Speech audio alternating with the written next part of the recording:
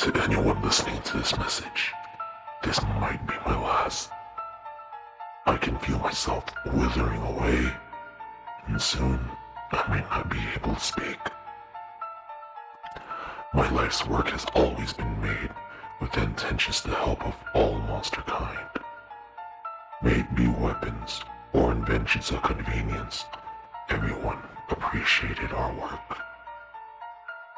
Sons, my son, if you're listening to this, do not let my creation fall in the wrong hands. Seeing everyone's happy faces with all the creations us royal scientists has accomplished created a hole so deep. I had to do something big to make everyone's life better.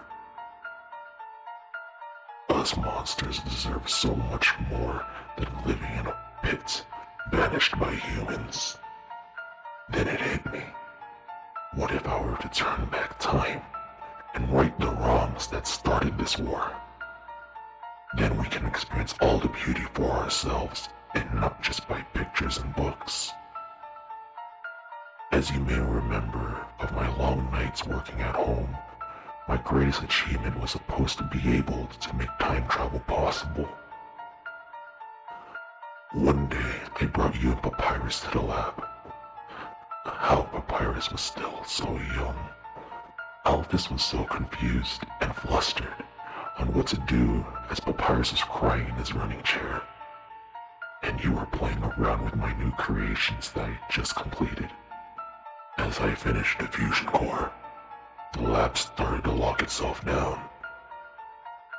The energy core was unstable.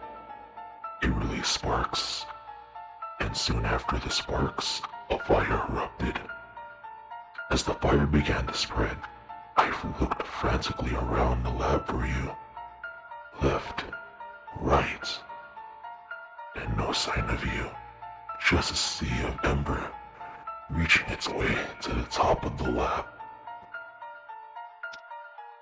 I saw you on the second floor, on the ramp. I ran as fast as I could to get to you. I picked you up and tried to reach the exit. I could see Alphys on the door, banging on the glass, trying to bypass the lockdown. Unfortunately, the ceiling started collapsing. As I was running for the door, I looked up instinctively and tossed you towards the door.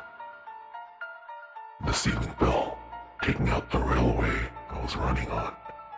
As I fell back to the first floor, I heard you call for me. Dad.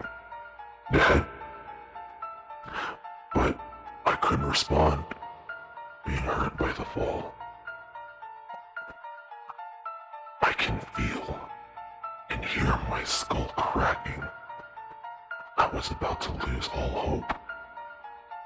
But then I started seeing visions of everyone's smiling faces, those who've helped to make their lives better. I fought my way out of the debris and limped my way to the fusion core. I can feel myself being disfigured in this intense heat.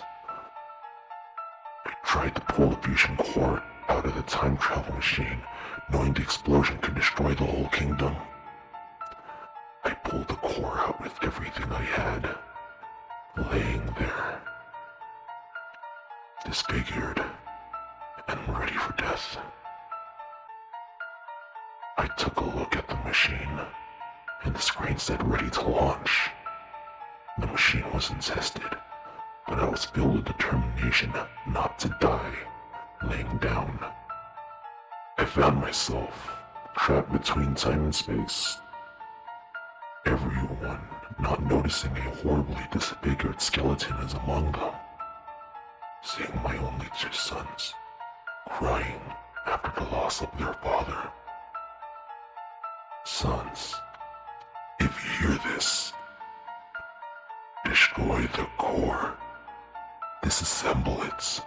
Do not leave it intact. Burn the blueprints. Leave no trace of it. Do not try to save me. This core could be more dangerous than any determined being. Enough power to destroy many lives. Just remember, your father ran as fast as he could to get you. Don't forget, your father loves you, and he would die an endless amount of times for you too. Again, and again, and again. Sons, my son, why do you continue to do my work? All your money from your jobs to put into my work is touching. Son, live your own life. I will not always be watching over you. And be sure to watch over your younger brother as well.